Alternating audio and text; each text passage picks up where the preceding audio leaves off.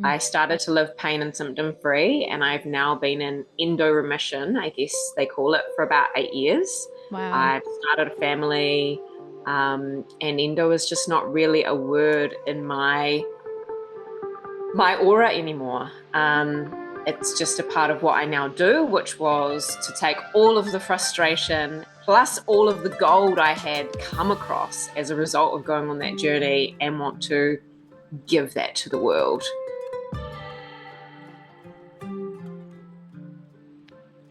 Hi, everyone. Welcome back to the Pelvic Pulse podcast. I'm really excited to be sitting with Juliet Oliver today. I feel like we have a really cool, special, different connection than most of the people I have on here. But I am, again, so grateful to have you here sharing your beautiful story. I'm so excited to really dig in and get into the details because I think that's really what people want to hear. But as someone who is honestly just a warrior for people with endometriosis, yourself included, do you want to share a little bit of your backstory on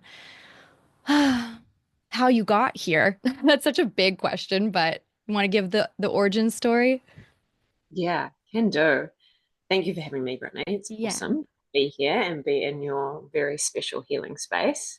Um, yeah, my story started a little bit later than most. So actually, I was almost 30 when I was confronted with what was stage 4 endometriosis, didn't know it at the time. And of course, as life would have it, right at the same time, I had been given the career opportunity of a lifetime as well. And the two just collided, really. I'd decided to come off the pill that unknowingly had been masking my symptoms for almost a decade. I had some hallmarks, especially as a young kid, but nothing that anyone would classify as not normal. Um, and yeah, just everything exploded. I was hit with, that deep fatigue freight train, almost constant pain every day. Um, I ended up with weird rashes all over my body, looking pregnant with endo belly by the end of every day, and really just all of that together, plus trying to pioneer like a brand new energy system for our country from the scratch, from the ground up, was a recipe for absolute burnout. Mm. Um, yeah, and it was really in that moment that my life changed, and I broke down in my boss's office, who is now actually co-founder of our endometriosis app, Endo45. And, instead of choosing not to understand, choosing not to lean in, he and sort of being like, okay, well, if you need to leave your career and it's too much for you, then go. He did the complete opposite and became, I guess, my biggest supporter, my biggest health buddy, like on my journey to A, figuring out what on earth was going on with my body because I had no idea, and B, helping me to work through what ended up being years of self experimentation, digging into the research, testing everything that made scientific sense to me to help unravel what was now like my biggest engineering challenge, or like reverse engineering challenge and problem to solve, because that's what I do as an engineer. And that was to course correct the systems of my body that were completely dysfunctional, helping to actually not only seed the disease, but proliferate it instead of fighting for me and fighting in my corner and helping to keep it at bay and reduce those symptoms. And so, yeah, that moment was really pinnacle for me, to have someone that was really at that point just my boss lean in so deeply, and to be that sliding door moment in time where my life didn't continue to just self combust, because at that point my relationship had gone, and like work was kind of all I had left. I didn't have family around me where I was living at the time. And so, yeah, it was really important. And I always say to every endo empress that I chat with, like, your power is in your people. Mm. Empower them. Empower them to show up for you. Like, keep them really informed and really close, even if you don't really know what the hell is going on, because you cannot and you will not climb out of this disease alone, or get to a place where you are living well with it. Mm. So, yeah, and then I guess, long story short, I did finally crack my endo code. I did find ways to nourish those systems of my body back to a place of homeostasis and actually make them super resilient and help them to fight for me. Mm. I started to live pain and symptom free, and I've now been in endo remission, I guess they call it, for about 8 years. Wow. I've started a family, and endo is just not really a word in my aura anymore. It's just a part of what I now do, which was to take all of the frustration plus all of the gold I had come across as a result of going on that journey and want to give that to the world. And the frustration, I guess, is from the fact that I didn't see that happening. And it's such simple stuff. It's such readily available, digestible stuff. And it just pains me so much that not everyone is a able to understand what those things are clearly, trust that it's evidence backed and practitioner supported, and find a way to actually implement it into their life and stick with it, because it's that you've actually got to make the change as well, not just know about it.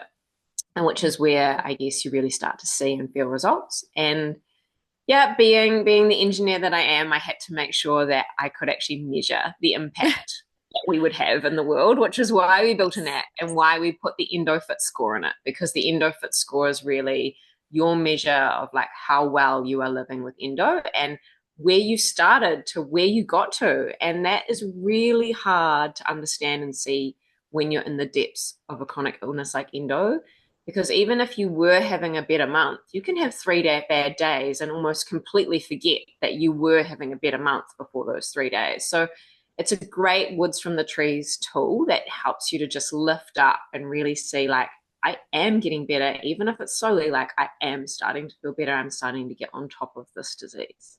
Mm. So yeah, that's our journey.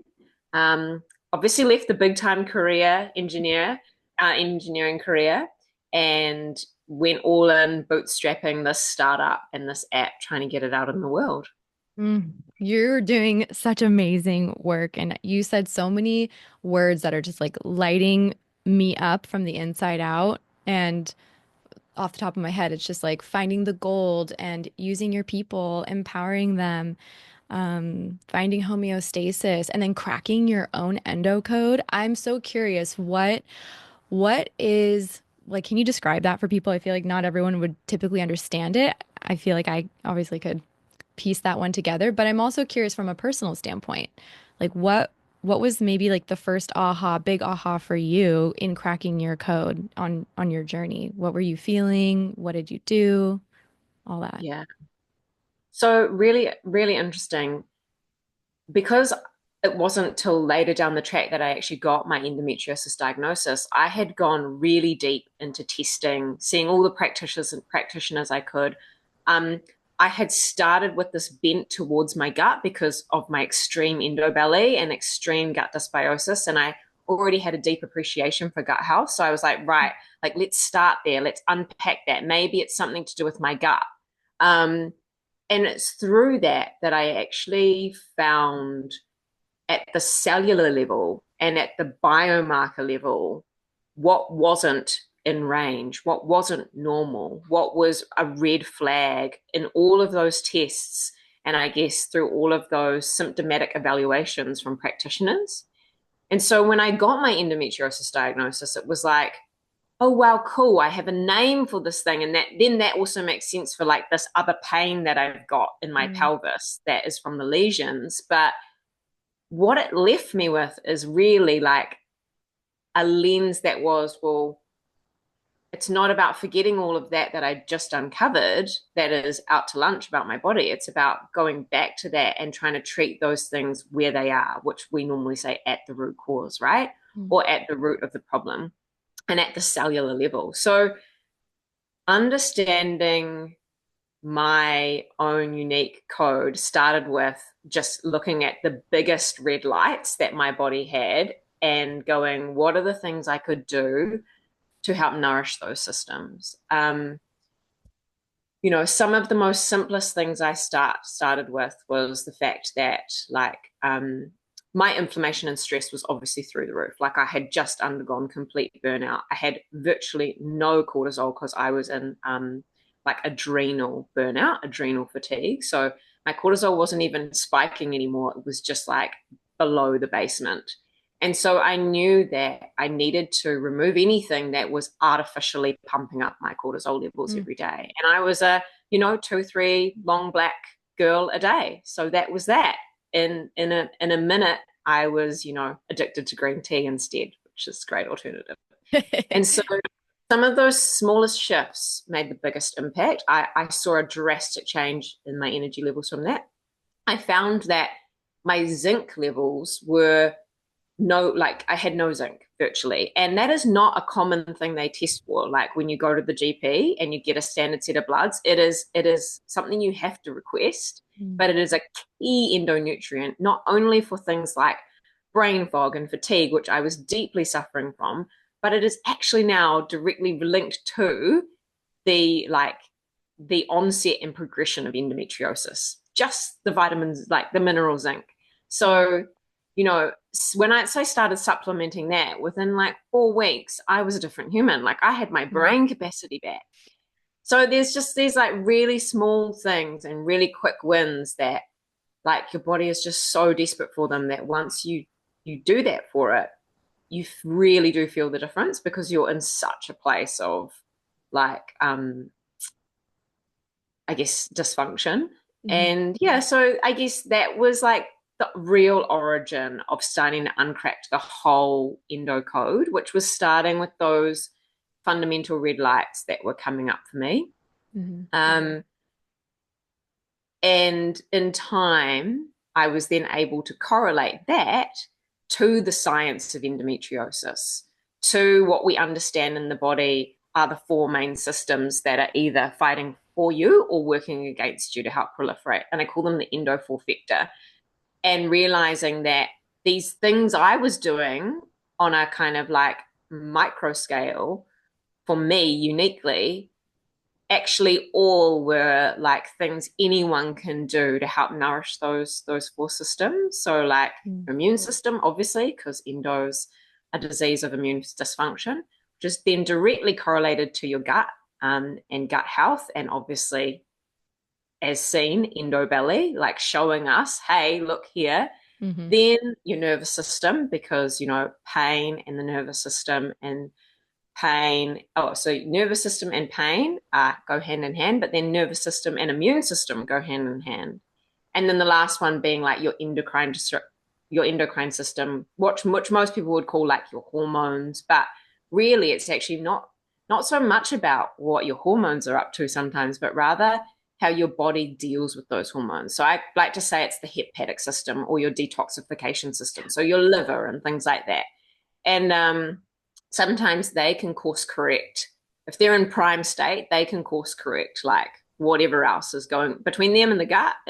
That in the gut, it can course correct any kind of like hormone imbalance. So it was understanding that these little things I was doing, because I got a full Dutch test. I saw all my hormones and which ones were out to lunch, and I was like, I need to check. I need to tweak how my estrogen is being metabolized in my body. And then I later realized that that's a really key piece when it comes to managing and I guess fighting endometriosis as well. So one thing led to another, and I realized I had a bit of a code to fight endo, which was then sort of founded in the science and in the evidence. And then the more practitioners I spoke with and the more endo empresses I spoke with and started to help one on one, and then other thrivers I spoke with, and then other experts.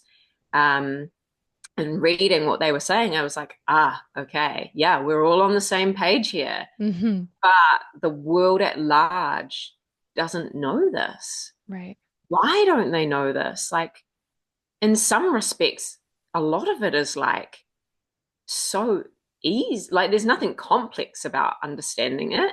And where it is, I like to think that we craft it in a way that anyone can understand. And I just like, this is absurd. This is heartbreaking. This is Yeah, unjust, really.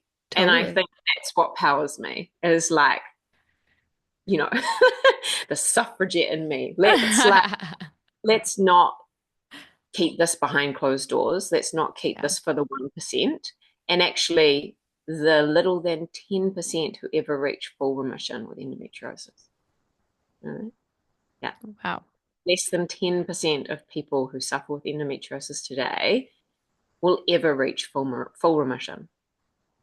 And do you think that's because of that lack of information and that lack of access and or desire even? Like you said, you chose to um, lean in. And I wonder how many people are feeling maybe not so empowered to go seek out the information. Or just, yeah. I mean, it's a weird conversation to have, right? Sometimes with like the victim mentality around, okay, poor me, I have this. I really appreciate that about you, where you are willing to fight for your health. And it's it's true and possible to be in remission. Like I'm glad the Mm. 10% exist and there should be more. Mm. Yeah, it's unfortunate that we're coming from such a broken foundation as an endometriosis community. And we do have to honor and respect that. And we do have to honor Yeah. and respect that a lot of people's like severity has gotten to a point where it is really chronic and it is affecting them deeply and it is affecting major organs. And that is not an easy place to come back from. Um, so, do I believe that at large, everyone can feel better than they do today by, say, doing what we've put in the app? Yes. Do I believe that everyone will reach remission? No. I think, as Katie said on one of your last podcasts, there are over 65 different types of endometriosis and they all behave differently. A bunch of those will respond way better to this integrative approach than others.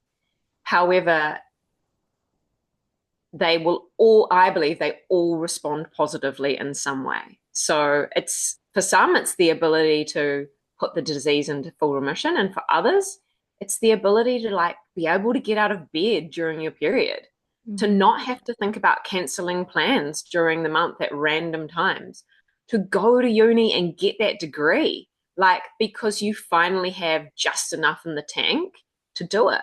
And you like that's where the empowerment really is. It's that first moment that you realize something about this disease is within your control, Mhm. and when you do it, it makes you feel better. Like you actually see a result from taking control and taking that action. And that's where the disempowerment is. And that's where this deep, like, we have no other choice but to suffer in silence comes from. And I guess our mission as Endo45 is to give everyone out there with endometriosis at least one extra tool in their toolkit, like at least one extra thing they can do that they know helps them be even slightly more in control of their disease. And I hope in a lot of cases, a lot more in control.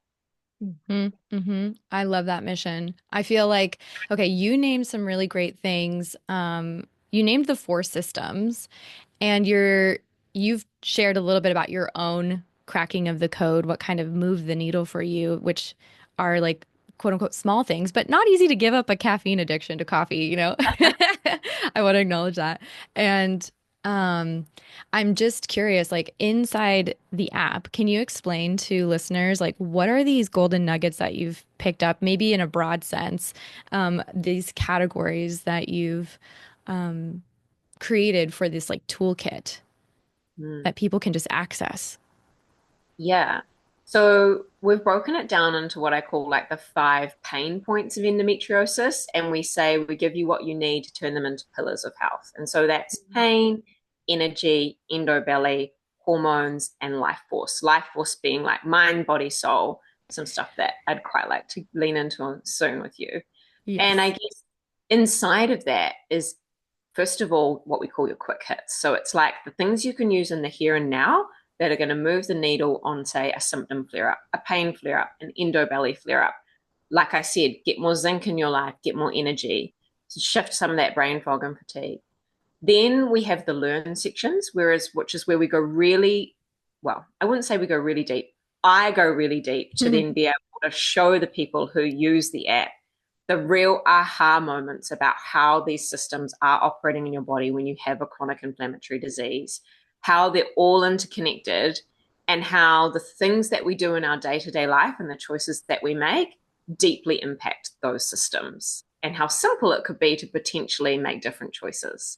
And then when you're ready to make a different choice, we offer you some healthy habits. And that's really the goal. And that's where the rubber really hits the road. Right now, I've boiled it down to just 6 healthy habits that I believe if everyone with endo does, they will see a change. Mm. You can set your goal in the app, you can track them, you can see how well you're doing, and you can keep leveling up until you master them. And of course, on top of that, you're tracking all your symptoms and your cycle every day. And that is contributing to the EndoFit score, which then shows you, like, is this working? Yeah. And yeah, like you said, those 6 healthy habits, I believe, are your biggest bang for buck for nourishing those 4 endo systems. And of course, there are more things you can do. Of course, I will be putting more in the app. And of course, there's kind of like a pro level. But this, first of all, I want people to lay a really basic foundation of what are the things that I'm actually capable of doing, no matter where I am in the world, that will move the needle. And yes, one of them is unfortunately getting off the caffeine. um, Mm. and, it's not forever, although I never went back. And I'm glad I never did. And I think a lot of people probably don't because you just lose the need for it. Mm. However, it is important to note that if you can do like a full body cellular level, epigenetic level reset of your health, you will come back so resilient that there is an opportunity to live a 70-30 life, an 80-20 life, and still live really well with endo. And the minute you see a little endo niggle coming back or a little symptom, you get right back on the protocol and you give it another 3 or 6 months blast, right?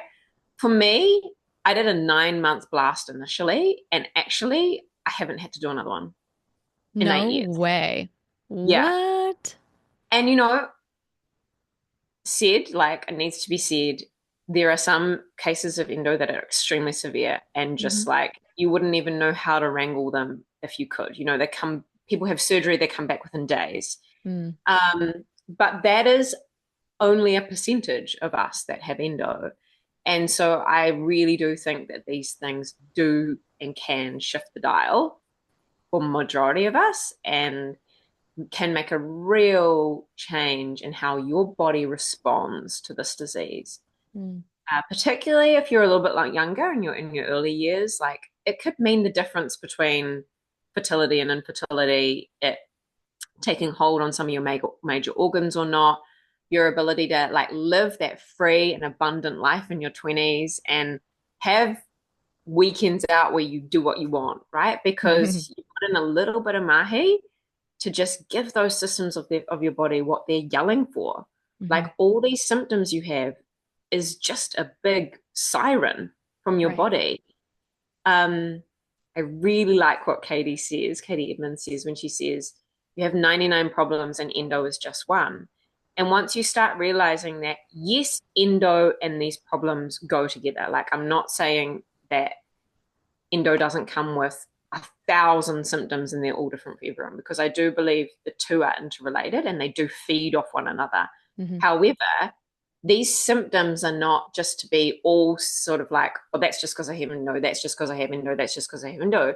Actually, you can look at some of these symptoms like I did and go, well, maybe that one, there's some things I could do for that one. Like gut dysbiosis, there is plenty you can do. You know, um, completely out to lunch adrenal system because your cortisol is all over the show. There's something you can do, Hmm. and they make a difference because actually the endometriosis lesions themselves are not in full control of your adrenal system. It's not in full control of your gut. Hmm. So, or your hormone system, actually. So there is a lot you can still have an impact of if you just choose to look at those symptoms as red flags. Like if you most people do this. If you didn't have endo, say, most people do this, and you have IBS and you have IBS-like system symptoms. I have not met an endo empress yet who hasn't seen a nutritionist. Like they've Mm. all taken action on the fact that they have IBS-like symptoms, and they've all tried Mm. to find a diet plan to try and course correct it. Now, of course, in that case, it is endo belly, and the two, there's a lot more to it than just IBS, and you have to go a lot deeper. So they don't often find relief, or they get, this is how the misdiagnosis journey begins, right? You've got all these things, but nobody joins the dot and says, oh, but you must also, therefore, you must also have endo. Um, and so they kind of get half measure results. But the point being, it's almost like the minute we get told it's endo, we we think, oh, that must mean that like my gut dysbiosis is unsolvable, and my hormone imbalance is unsolvable, and my anxiety is unsolvable. But that's not the case at all. They're all living together in the same house, but they can be individually targeted and definitely like nourished, especially if you know you're looking at them through the lens of also having this chronic inflammatory disease called endo. Right. I don't know if I went on a bit of a tangent there, sorry, but No, I hope I that love it. makes sense. You were on one. You were on one, and I so appreciate it. And I think that's such a good reminder, though. Like you said, you have your own code, and there are, again, so many different like symptoms that people can have, that women can have. And then the modalities that you can lean into or that you can like tweak, they might address multiples of these symptoms, which might lead to a reduction of the general sensation of having endometriosis, if that makes sense, if I'm wording it well Yeah. enough. But yeah, I'm okay. One thing I want to circle back to, because actually there are two things I want to circle back to. You tell me what feels more alive for you right now. But you mentioned having potential infertility issues, or I would just say fertility issues, right? And I wonder how that was for you. Like, sex, painful sex, the lesions, like were they affecting you really deeply in certain areas, or how did that progress for you into the place where like you have a beautiful family now? Yeah. So pain during sex was one of my biggest symptoms, I guess, in terms of Mm. on the pain scale. It was probably the most painful thing of my pain, if that makes sense. Like Yeah, I because had you had general pain like, every day, right? I had general pain every day, but I guess like we all do, we find a way to like live with it. But Right. pain with the sex was very sharp, very deep, very spasmodic, very knife-like, and yeah, obviously something that you really don't want to be connected to such an intimate thing. And it's ultimately what led me to shut down from my relationship and what led my relationship to end. Um, and that's really sad when you're 30 and you're thinking, I had bought a house with this person, like we Mm. had started to build a home, and you're thinking, yeah, potentially this person could be someone I start a family with. So really hard. It hits really hard. And I think intimacy in endo isn't talked about enough. And I think when we shut down that central space in ourselves, we can also shut down our whole selves to our partners. And like I said before, that's almost like the most counterintuitive thing you can do Mm. when you're in the depths with endo, because if anyone is going to be that endo buddy, that accountability buddy, that healthy habit buddy, that support system, that biggest fan of yours to get better, it's your partner who you spend the most time with day in, day out, and who deeply cares for you. And so it's really tough. It's really tough to think about how to strike the balance between this isn't enjoyable for me, like this intimate thing that brings us closer together, but I still need you close and I still need you right here in the goriness of all of this with me so that you can understand how best to help me. And one thing that some of our, like one of my favorite ambassadors of ours has done, Amy Jane from Go with Endos, she talked me through like the whole conversation she had with her partner. And Mm. I just think there was so much like, wow, okay, like I wish I had been onto it enough to sit down and say these types of things to my partner and encourage a different way of being in a relationship for this time period, remembering that it is just for this time period and like how can we still be in some ways connected to each other, intimate with each other? What are the ways that are enjoyable? What are the things you like and I like that aren't sexual intercourse? And then let's do it when I'm really feeling it. Let's make sure we make space for it because at certain times of the month it's just like, don't even touch me, right? Mhm. Um, and then and then like again, bringing someone, I believe, like a partner of any type is going to want to lean into that relationship so much more when they feel really empowered inside of it, like they're on the journey with you, not just being shut out. So I think it's not only talking about the physical, the sexual, the intimacy, it's also talking about what does day-to-day life look like with Endo collectively as a unit, and how are they helping you? How are you helping each other to get Right. through it like Mhm. one unit?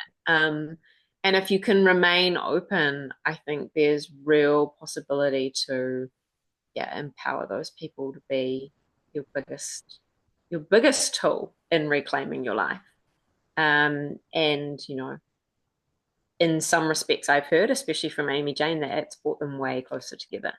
And Yeah. I've read other articles to the same effect because you find a whole lot of things Mhm. you both enjoy doing, even just like walks on the beach, or picnics that then become kind of like cool things you do as a couple that you may never have done before. And it really Absolutely. enriches your relationship. That obviously wasn't the case for me. And like you said, like the infertility journey was an interesting one. I actually decided post surgery, um, because I had gone so hard on this full body reset that I knew my fertility would never be met better than that moment in time. Mm. Because the awesome thing about our Endo Fit protocol is that not only does it help by endo, but it supercharges your fertility. These things are like one and the same. And so I was like, right, like I've just spent like a year and a half going all in on my health. I'm 31 and a half or 32 at this point. I've had my endo surgery. Like my surgeon is saying, go on the pill or start having a family, even though I'm not listening to him. I'm going, right. It's kind of now or never. Like if I want to ensure that I get that opportunity to be a mother, which I really wanted to be. And so I actually made the choice to not only do egg collection, but to create some embryos with a donor sperm. Mm. And unbeknownst to my surgeon, who thought, oh, typical endo warrior, she's going to need all the hormones in the world. They checked me full of all these hormones, and I had like the biggest egg collection you've ever seen. And like primo, like half of them were made into like I've got like 8 or 9 babies on ice or something. Oh my So gosh. like I really overexcelled because I'd done all this work, right? Mm-hmm. Um, And so, yeah, and then about a few months after that, I kind of was just like, the whole process had given me the bug. I was like, oh, you can't go through all of this and then not, have a baby. So I was like, and given the really positive results, from the levels of fertility I had, I was like, clearly my system's in order, or as in order as it's going to be. And I don't want to wait for potential endometriosis situation to come back and ruin that for me. So, like a couple of months after the creation of those embryos, I just naturally reinserted. Um, Wow. and yeah, I have my son as a result of it. So, single mother by choice. And yeah, he's 3 now. And that's our little family. That's so amazing. I love that so much. I don't think I knew that detail of your conception story. So that's There you go. that's incredible. I love it. I love it. I think that gives a lot of hope, you know? I think, I mean, for anyone, any menstruating woman who is thinking they ever want to become a mother, endo or not, right? I think that's really empowering knowing when you take care of yourself in that way, using some of these tools, which I think, like you mentioned, they're simple, they're basic, they're not complex, but when you commit to doing it and you're devoted for 9 months to a year and a half, if you have endo, maybe you need surgery, maybe you don't. But what ends up happening, like you saw, your fertility was incredible. Mm.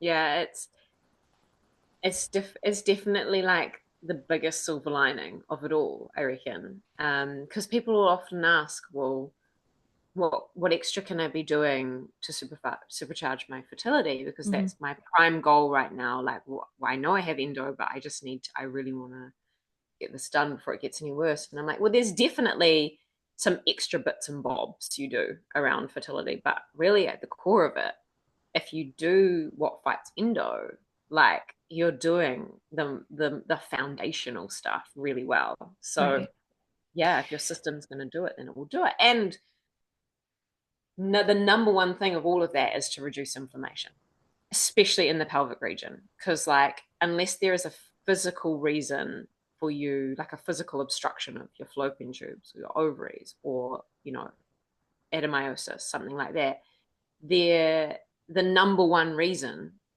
for infertility, other than, egg count, sperm, all of those things. But the number, sure. like this kind of the mystical one is inflammation. Like the thing you can't see, well, you can measure a little bit, but hardly measure.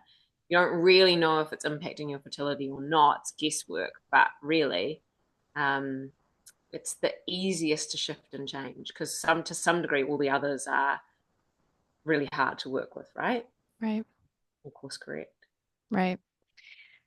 Yeah, you never know if you have this like low level chronic inflammation. You also sometimes don't know if you're fertile until you start trying. So Yeah, fun for us. Yay. yeah, and um, I just think I think it's kind of for anyone everywhere. If fertility is on the cards for you and that going on that journey, start a family is what you want to do, regardless of your health, everyone should be looking through the lens of a anti-inflammatory lifestyle for 6 months to a year leading up to that. That's going to give you like your best shot of just getting in there, getting it done, and everything going like a-okay, Hmm. as far as you can control. Hmm. I totally agree. Totally agree. I think there's um great opportunity, especially if you do know, like you said, if you do know and you can have the time to plan, you might as Mm. well really lay the foundation there Mm. with your healing and your health.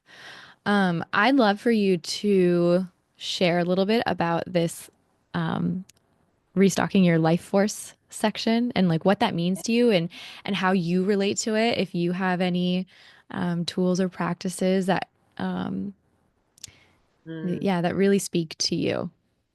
Yeah, love this one. And I think, to some degree, there's some really cool everyday modalities out there that really tap into your nervous system, and enable you to get into that parasympathetic mode, which is the deepest healing mode, for our bodies, and is super critical that we hang out there a lot as someone with endometriosis.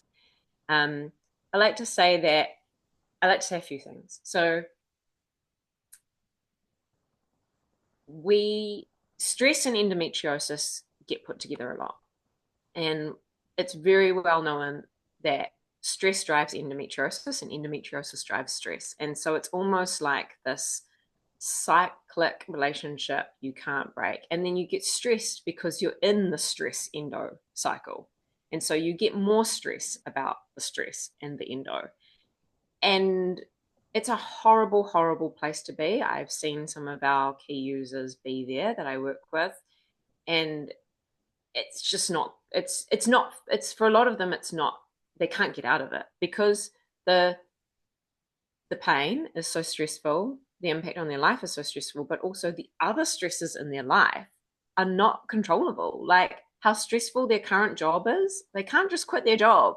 Mhm. So this section of the app and these tools are about balancing out that horrible stress cycle. If we can't control it, let's dilute it as Mm. much as we physically can and help our body to spend some time not in the cycle.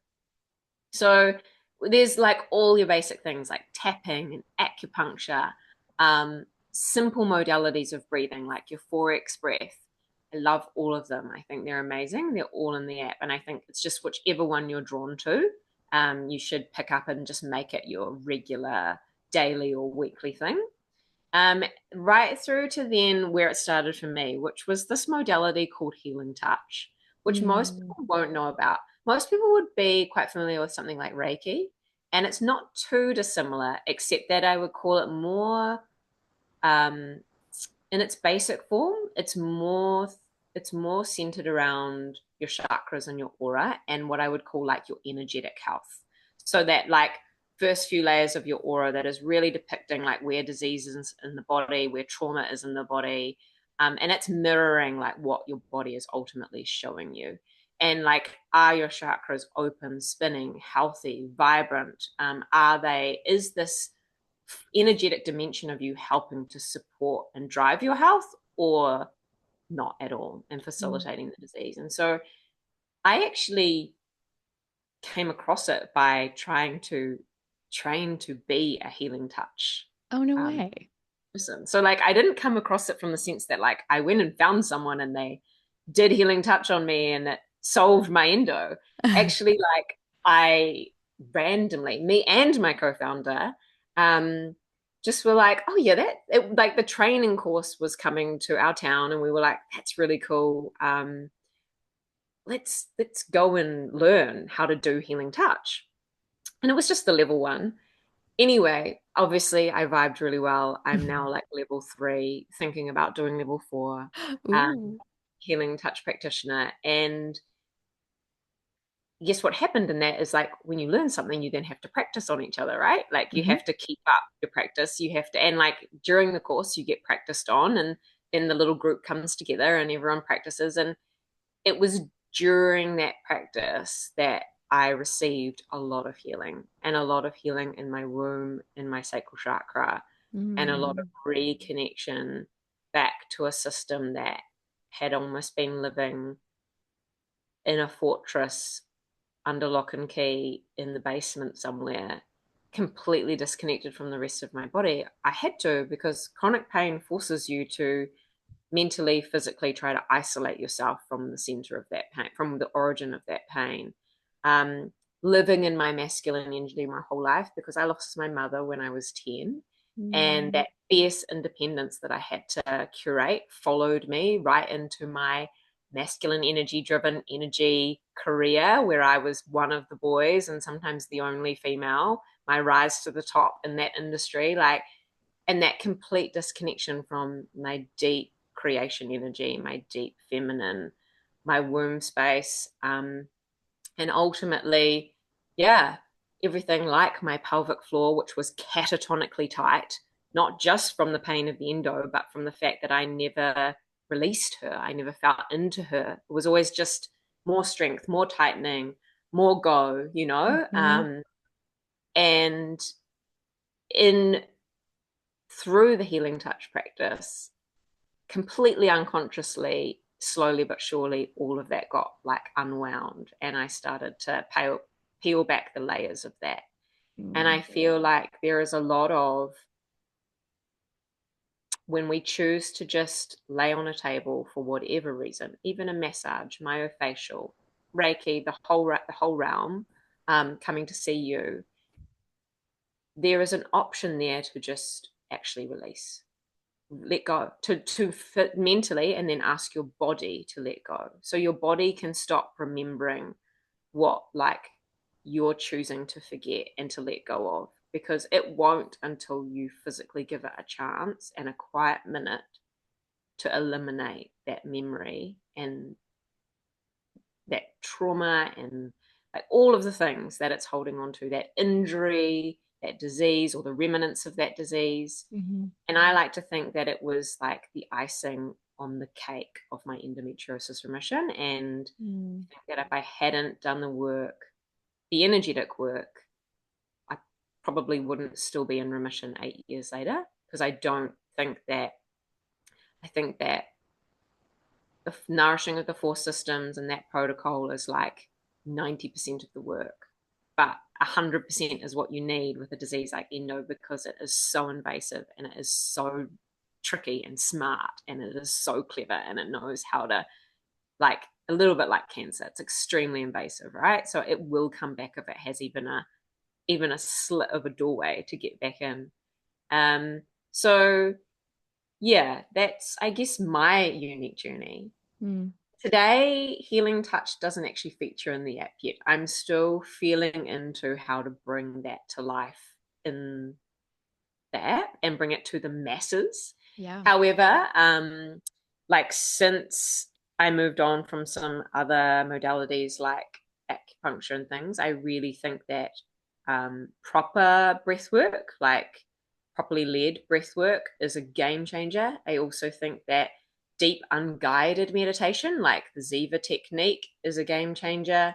And a lot of those things feature in the app. And then also, I definitely think that, like, a daily connection to the outside nature world, however you can, even if it's just standing on your little patch of grass or standing under the sun because you live in an apartment and it's, whatever. Or if there's no sun because you're in the depths of winter, like standing in the rain, something. Mm. Go stand in your, like, soil, vegetable garden. Like, if that's all the earth you have. Yeah. But I mean, realistically, it would probably look more like lovely walks outside. But I know that's not a reality for everyone.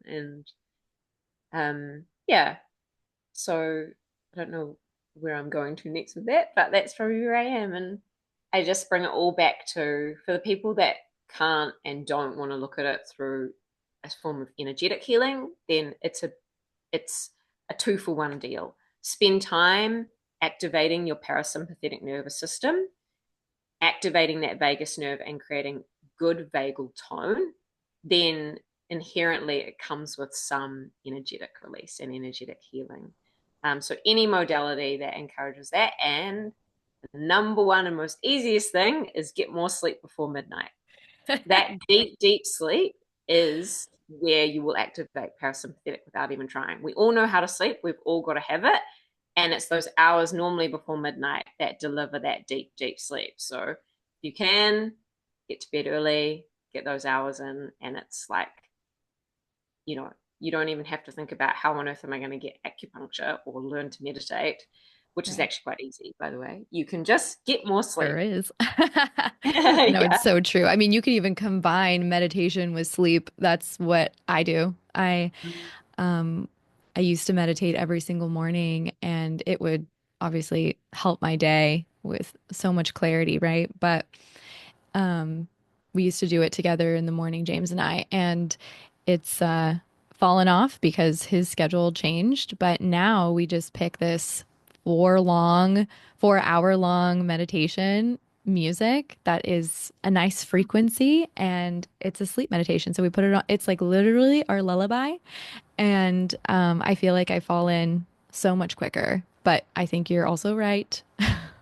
Going to bed before, or at least for me, being in bed at 10, that's good. 9:30, 10, great. I might not be fully asleep until later, but it does make a difference. And yeah, I'm so grateful that you mentioned some of those things, those modalities, because I didn't know. I think I don't want to say I didn't know about healing touch, but you definitely reminded me. And it to me, it sounds a lot like craniosacral touch or somato emotional release work, especially if you are feeling like more of this energetic, emotional, mental let go, release, receive with hands on.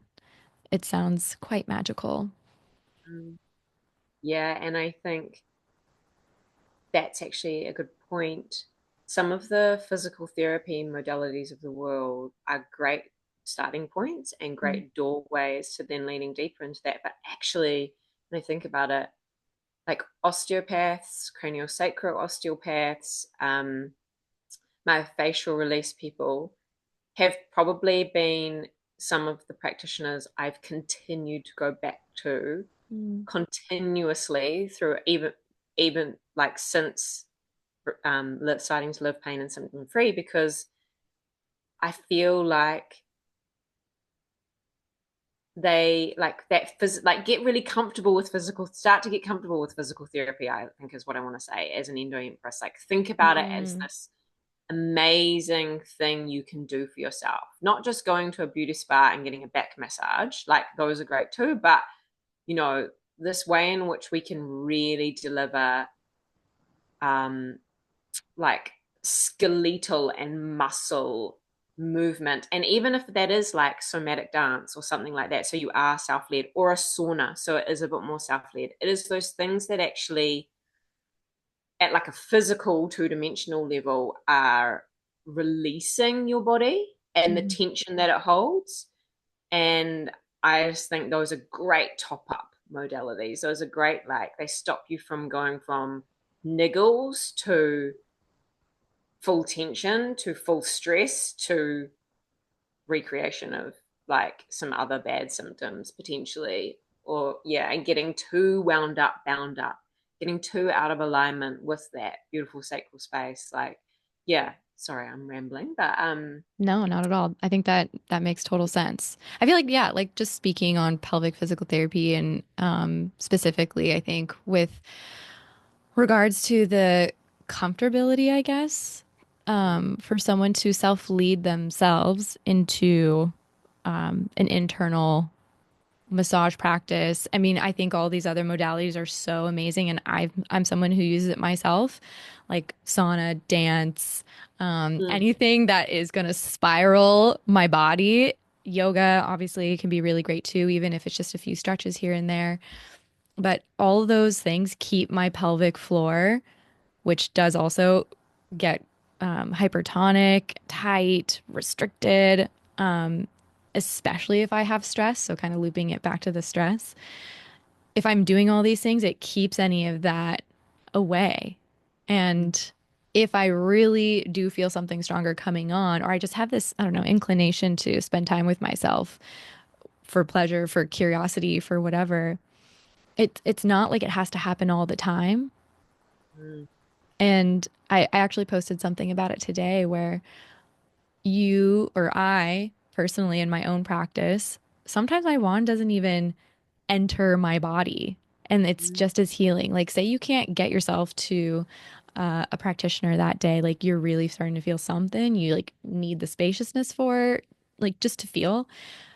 Even dragging my wand across my body over my mm, womb, massaging my womb, like right before luteal or right before my period in my later luteal phase, especially, feels so nourishing, helps any kind of release happen literally through my blood and or tears, emotions, sobs, yells, like huffs, you know, just but I can understand too why people might not want to explore internally, but it is, in my opinion, one of those other game changers. Because you never know where the lesions are hiding sometimes, and you're going to be the one, I believe, that if you're tracking, if you're being diligent about some of these practices, it doesn't even have to be an everyday check, but when you're feeling that for yourself, or even you're recognizing when you're going to the bathroom, what that feels like mm. those are just little golden nuggets, maybe little tiny golden nuggets to pick up on. Yeah, and I think you're bang on, and I love that. And I think pelvic floor physiotherapy is a critical piece in Mm. the endo journey. And I think it's not one that we should try to go without. Mm. It's definitely one we should try to lean into and invest in.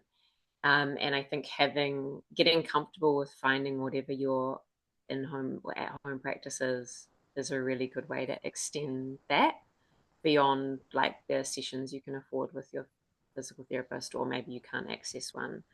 And I love what you said about the different ways you can just choose to connect at the different times. And I think Something that I see a lot of that's quite different. Like, obviously, initially, I was using it to try and actually release my pelvic floor. So, doing a lot of internal wand work. Um, since meeting you, I realized that like there's a lot more reconnecting with self that can happen through mapping and doing different things like that rather than just like looking at the wand as a tool to release a muscle. Mm-hmm. Um, because this it is a very empowering space. And then something that I see a lot with some of the people I work with is post surgery, how important physical therapy in your whole pelvic area is. Your is most importantly because of the scar tissue, and the fact that that scarring can create like it can freeze up and it can freeze other bits of tissue or organs up and can create more sort of adhesion-y type things and then therefore can create more pain. And people are like, the pain's not gone, the pain's come back. And what's going on? Like I had it all removed, I'm still in the same amount of pain. And be this real freak out point. And that started to happen for me. And I was very lucky that someone just said to me, like, go back to your pelvic floor physio. And what they did was actually release all of the immobility that had been caused by the scar tissue that was trying to form, and rightfully so, because I just had so much excision surgery, but released all of everything that was touching that, everything that was interfering that, so that those nerve endings didn't have to react and they could just settle down and be. And I think, yeah, like the idea that you can massage your pelvic area now, like, and that's a nice thing to do for yourself, a nourishing thing to get more blood flow in there, to move your organs around when you are like 6 weeks or more post your surgery, and that being a really important part of recovery from surgery that no surgeon is ever going to tell you to do. Um, but is so important because it's a pain activator when you don't do it, and then it's a complete freak out that the surgery did nothing. Mm-hmm. So yeah, real key one that I tell all of my post surgery endofit gals. I love it. I love it. Are there, just to wrap this up, are there any other dangling threads that you want to pull on or any last bits of sharing, whether it's your journey or any other encouraging words for someone who, let's just say, they're diagnosed, they're in the midst of figuring it out. Maybe they're a little tired of trying to do it alone. Yeah, um, definitely. I would like to say that don't throw in the towel. Um, you will find things that work for you. Um, try to do it by finding tools like ours or books like KD's that help you get right in there quickly. So, path of least resistance, and you don't have to be doing all the Googling at 2 a.m. yourself or like just following whatever's coming up on TikTok or Instagram, which sometimes is all great stuff, but it's not a roadmap. It's not a step by step path that's sort of designed to reach your particular goal, whatever that might be right now. Work with, if you can afford to, work with endo specialists, work with practitioners that have, and I don't just mean surgeons, I mean in the integrative space and holistic space as well, that have experience of working, successfully working with others on managing their endo symptoms.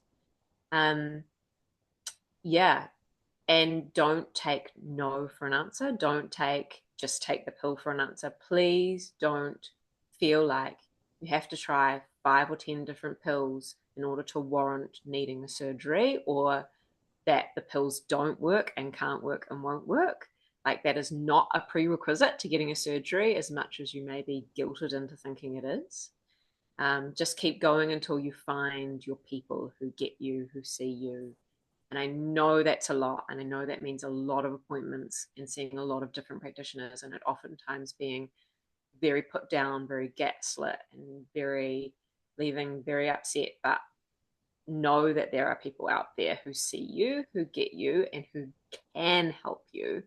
Um, and yeah, that like once you find them, you'll be away. And yeah, I think love yourself in the meantime in Mm. whichever way you can. Body image is just such a big one with endo belly and endometriosis, and um, it was it was the devil in disguise for me. I have a tiny waist, and I had an entire professional wardrobe that was pencil skirts and high waisted tight, A-frame pants, and it's like I would look 6 months pregnant or 3 months pregnant by the end of every day, and Mm.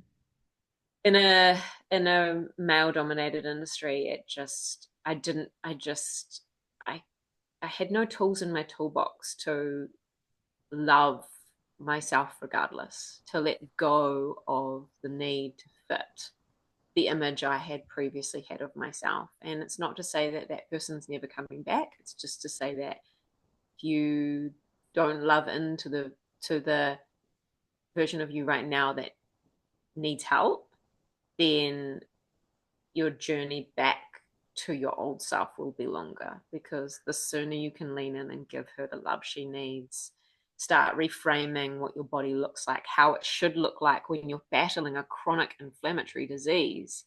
It can look like however it wants, by the way, because it's a pretty big freaking thing to have to go through. Yeah. Um, we don't blink an eyelid when people have to shave their hair or lose their hair to chemotherapy, because we know what they're going through. The same goes. Like, it is okay that you have endo belly, like that you are hunched over from pain, like because you are fighting endometriosis. Mhm. And yeah, it's important to not be hard on yourself as a result of that, because yeah, it'll hold you out from potentially doing the healing. Well said. Everything's so well said. I don't know why I feel like so emotional and hopeful. Like, I'm so grateful for having you in my life now, Juliet, and just love seeing what you're putting out there and how you're putting it out there. I think this is going to help so many endo empresses. I love that you're calling them that. So sweet. Um, where can everyone find you, find the app, any details? And then, yeah, So you can download the app today from either app store, just search Endo45. You can follow us at Endo_45 on Instagram. And you'll find me, Juliet Oliver, on LinkedIn if that's more your place, for some cool thought leadership. And yeah, or just Endo45.com to learn more. I love it.